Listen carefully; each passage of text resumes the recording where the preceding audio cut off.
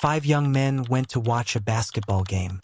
Hours later, their car was found abandoned on a remote mountain road. Months later, 4 of them were found dead in bizarre circumstances, and one was never seen again.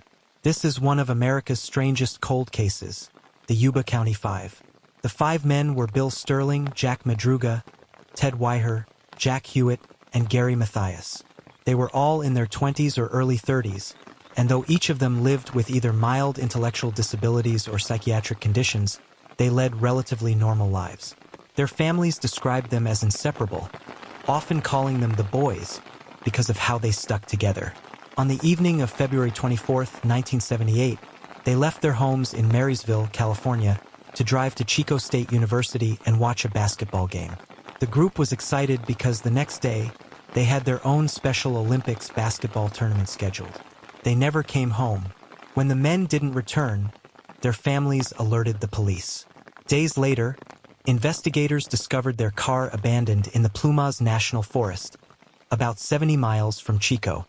The strange part was that the car wasn't stuck, it had fuel, and it was in working condition. Yet it had been left behind on a dirt road, deep in the mountains, far off their expected route home. Months later, when the snow melted, searchers discovered what had happened. The findings only raised more questions. Inside a remote Forest Service trailer, 20 miles from where the car had been left, they found the body of Ted Weiher. He had survived for weeks, slowly starving to death, even though the trailer contained food supplies. Ted had lost nearly 100 pounds, and his beard growth suggested he had been alive for up to 3 months after the night they disappeared. Yet he never broke into the storage locker full of canned food that could have saved him.